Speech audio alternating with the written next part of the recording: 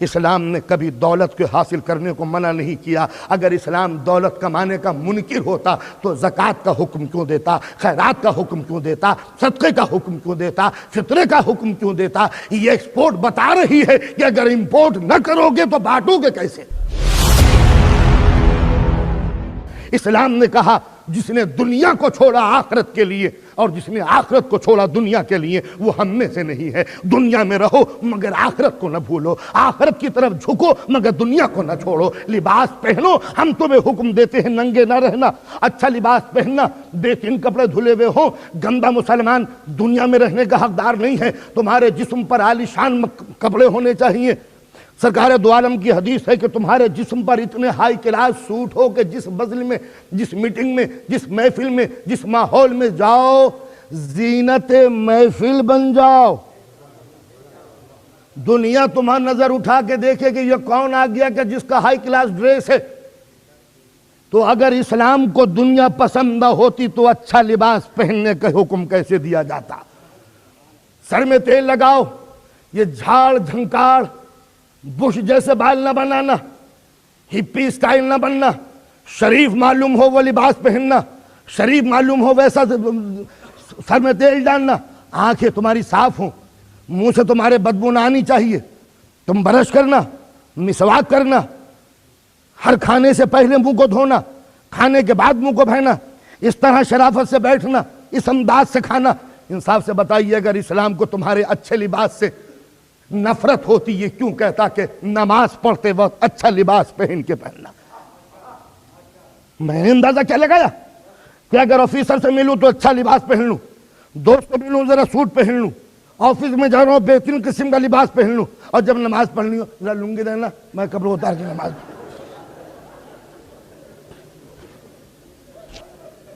یعنی جب دنیا سے ملوں تو اچھا ڈریس اور محبوب سے ملوں۔ قرآن نے کہا، رسول نے فرمایا کہ نماز پڑھو تو سج دھج کے پڑھنا، خوشبو لگی ہوئی ہو، مسجد کی طرف جانا تاکہ دنیا تمہیں دیکھے کہ ہاں کوئی زندہ قوم راہوں کو مہکاتی ہوئی چل رہی ہے۔ تو آپ نے دیکھا۔ اب ایک بات کہہ دوں، خدا کرے کوئی برا نہ مانے، مردوں کو حکم دیا کہ جب مسجد جاؤ تو عطر لگاؤ، عورتوں کو منع کیا کہ صرف اپنے شوہروں کے سامنے خوشبو لگانا۔ ہماری شریعت میں یہاں تک کہا کہ اگر تم غیر مرد کو سنگھانے کے لیے خوشبو لگاؤ تو سنت ہے کہ غسل کرو، اس لیے کہ گناہ سرزد ہو گیا۔ اسلام نے ہر قسم کی خباثت و رجس سے بچایا۔ حضور کو ایک حدیث، اچھا لباس پہنو، اچھا لباس پہنو، خوشبو لگاؤ، عطر سے بساؤ۔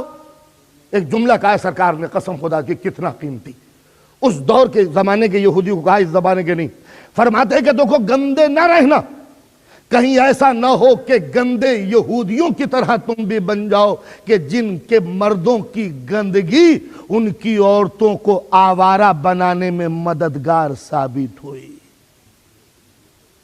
ملاحظہ فرمایا، حضور کی حدیث ہے، یہودیوں کی طرح گندے نہ رہنا جن کے مردوں کی گندگی نے ان کی عورتوں کو آوارہ بنا دیا۔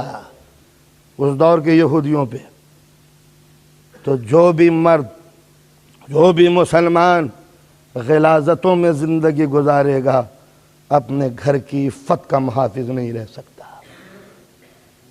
اچھا لباس ہو، اچھا مکان ہو، مولا کائنات فرماتے ہیں اللہ کی نعمتوں میں سے یہ بھی ایک عظیم نعمت ہے کہ تمہارا مکان ایئری ہو، کھلا ہوا ہو، سنی ہو۔ حضور فرماتے ہیں کہ تمہاری سواری کا جانور اتنا حسین ہو کہ جس راہ سے گزر جاؤ دنیا کی نگاہیں خاک پا بن کے لوٹنے لگیں۔ سواری کا جانور، اس زمانے میں اگر سواری کا جانور گھوڑا تھا تو اس زمانے میں بہترین چمکتی ہوئی مرسڈیز گاڑی ہے۔ رسول کی حدیث کا مفہوم یہ نہیں ہے کہ آپ لندن کی سڑکوں پہ بہترین قسم کا گھوڑا لے کے، مفہوم انداز یہ ہے کہ مسلمان کو دنیا دیکھ کے یہ نہ کہے کہ یہ لیزی ڈل قسم کی قوم ہے کہ جس کے پاس عمل کے لیے کوئی نمو، کوئی حرکت نہیں ہے۔ لہٰذا اسلام نے دنیا میں ڈوبنے کے لیے یہاں تک کہا کہ رزق کو کماؤ، صبح نماز پڑھو دکان کھول دو، یورپین اسٹائل سے 9 بجے آنکھ کھول کے 10 بجے دکان نہ کھولنا، سورج کی بھی آنکھ نہ کھلے جب مسلمان کی دکان کھلنی چاہیے۔ مشقت میں ڈوبو، محنت میں ڈوب کے، پسینے سے ڈوب کر اپنا رزق حاصل کرو۔ مدینہ ہے، گرمی کا زمانہ ہے، لوہے ہیں، شعلہ فشاں ماحول ہے، شرربار زمین ہے، آسمان سے آگ برس رہی ہے، اور اس چلچلاتی ہوئی دھوپ میں آپ کا چھٹا امام صادق آل محمد گدال ہاتھ میں لیے زمین کو کھودنے میں مشغول ہے، سر کا پسینہ قدموں میں بہہ رہا ہے۔ امام کو پسینے میں ڈوب کر دیکھ کر ایک مرتبہ ایک ادھر کا امام، یہ امام صادق ہے، ادھر کا امام ادھر سے گزر رہا تھا، اور ایک مرتبہ دیکھا کہ امام دھوپ میں پسینے میں شرابور ہیں، محنت کر رہے ہیں، پھاوڑا چلا رہے ہیں۔ ایک مرتبہ کہا فرزند رسول، نبی کی سیرت میں اور آپ کی سیرت میں کتنا فرق ہے؟ کہاں وہ قناعت، کہاں وہ پھٹا ہوا لباس، کہاں وہ اللہ، کہاں عبادت، اور کہاں یہ آپ کی زندگی کہ دنیا کمانے کے لیے آپ اتنی محنت کر رہے ہیں کہ اس دھوپ میں بھی آپ کو سکون کی ضرورت نہیں محسوس ہوتی، جبکہ اس گرمی میں پرندے جانور بھی اپنے گھروں میں منہ چھپائے بیٹھے ہیں۔ یعنی دنیا سے ہٹیے، آخرت کی طرف لگ جائیے۔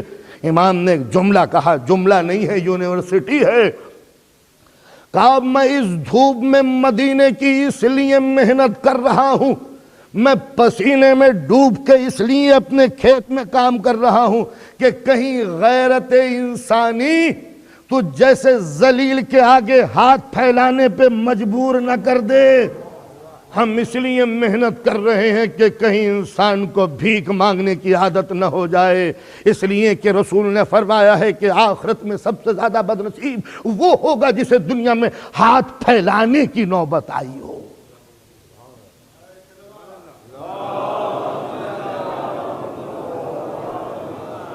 اس لیے ذاتی بازوؤں پر عمل کرو۔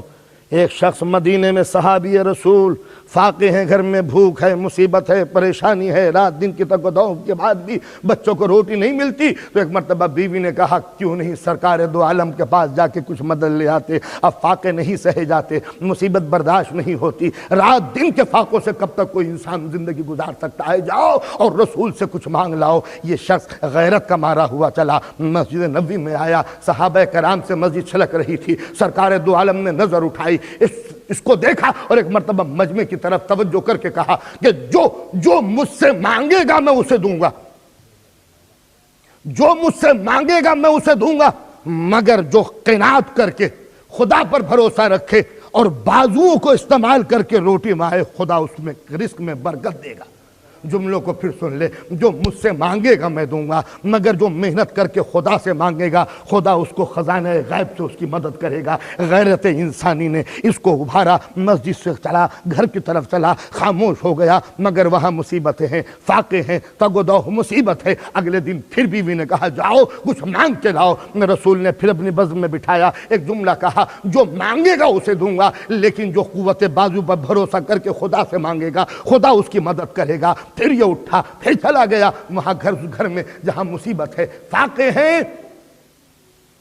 پھر بیوی نے اس کا کہا جاؤ کچھ لے آؤ، پھر نبی کے بزم میں بیٹھا، پھر وہی جملہ جو مانگے گا اسے دوں گا، اور جو نہ مانگے گا بازوؤں کی کمائی سے، محنت و مشقت سے خدا اس کی مدد کرے گا۔ یہ اٹھا، جنگل پہنچا، لکڑیاں توڑی، بوجھ بنایا، بازار میں لا کے بیچا، محنت کرتا رہا، مشقت کرتا رہا۔ نبی کے قول کی حرارت، دل میں عمل کرنے کی لگن، خدا کی ذات پر بھروسہ، قدرت نے برکت دی تو جانور خریدا، ملازم رکھا، آمدنی بڑھی، گھر میں کنیز بھی ہے، غلام بھی ہے، اللہ نے دولت دی، گھر میں سکون ہوا۔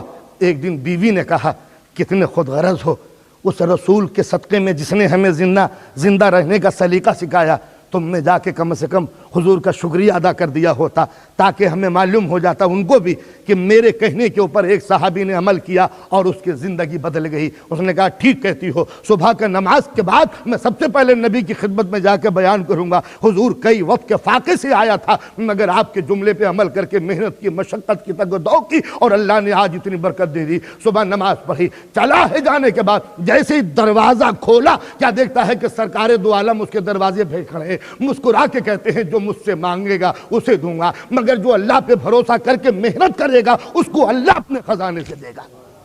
تو اسلامی اصول یہ بنا کے دیکھو، دنیا نہ چھوڑنا، دنیا سے تعلقات قائم نہ ترک نہ کرنا، تمہارا گھر ہو، تمہارا بار ہو، کاروبار ہو، سواری کا جانور ہو، اچھا لباس ہو، تمہاری بیوی ہو، شریک حیات ہو، تمہارے بچے ہو، ویل اسٹیبلش تمہارا، ویل ٹو ڈو تمہارا فرنیچر، سب کچھ ہو مکمل، دنیا میں رہنا تو عزت کی زندگی سے گزارنا۔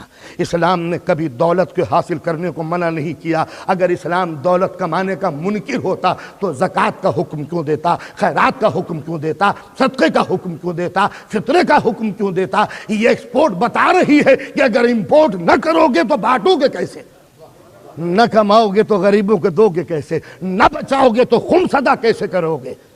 تو لہٰذا یہ نکاسی بتا رہی ہے کہ برآمد نہ کرو گے، نہ کماؤ گے تو بانٹو گے کیسے؟ اسلام میں سب سے بڑا جو کفر ہے وہ ہاتھ پر ہاتھ دھر کے بیٹھ جانا ہے۔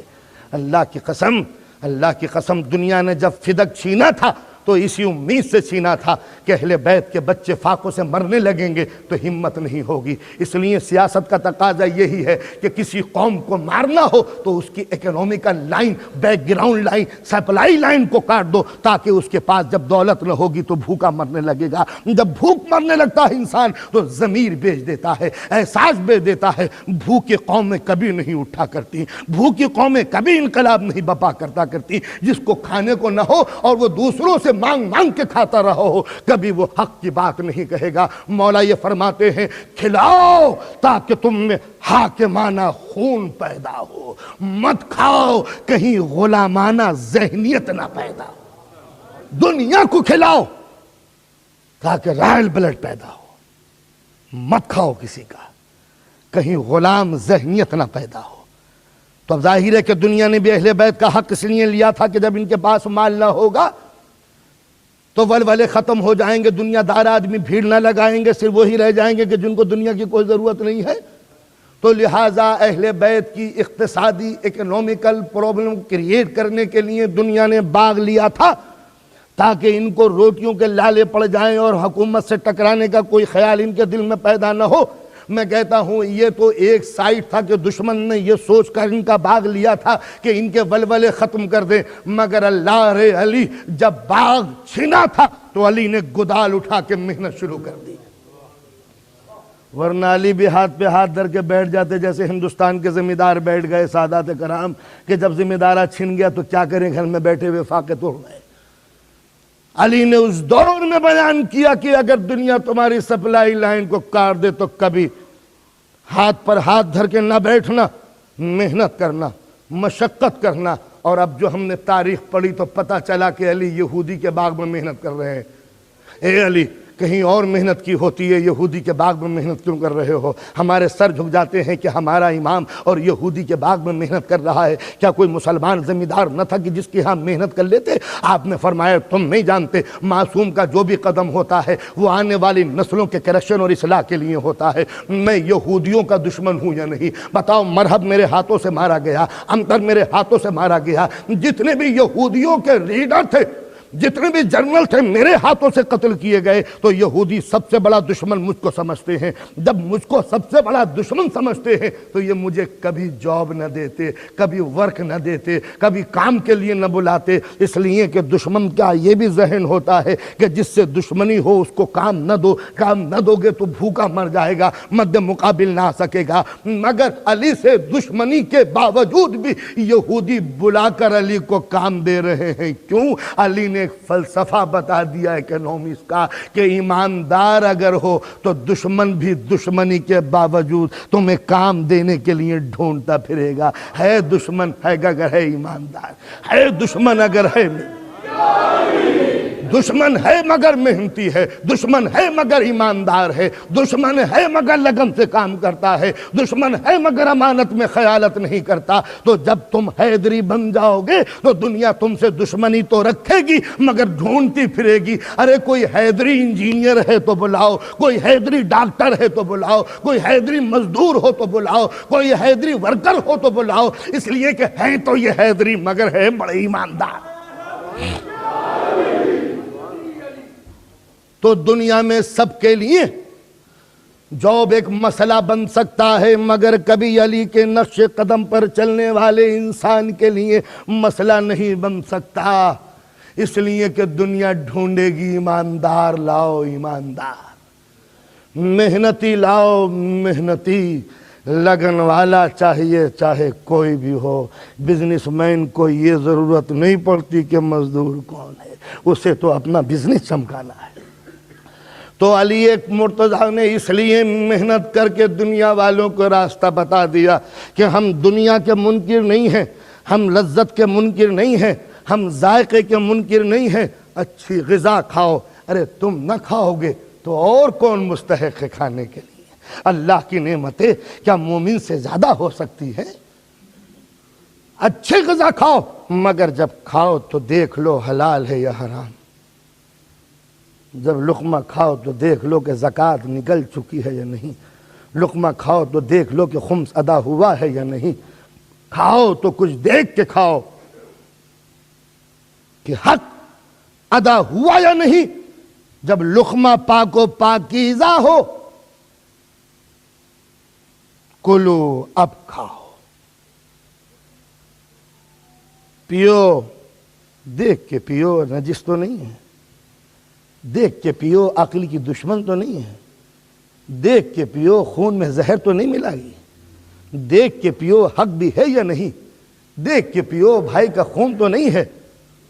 کلو واشربوا ولا تسرفوا، زیادتی مت کرو۔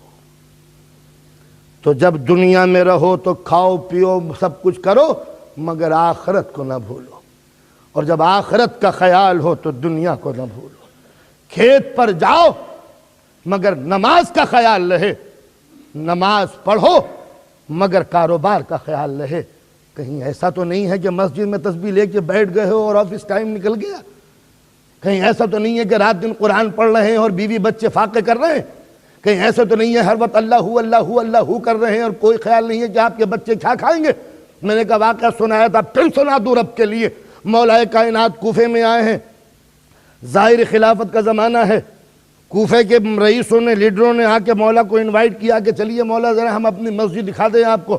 مولا کائنات اپنی مسجد دیکھنے کے لیے آئے تو مسجد کے کونے میں دیکھا کہ کچھ آدمی اللہ اللہ اللہ، گریا و زاری، نالا و شیون، رکوع قیام سجدہ، دے اللہ دے رسول دے اللہ دے، یا اللہ اتنے سجدے، اتنی عبادت۔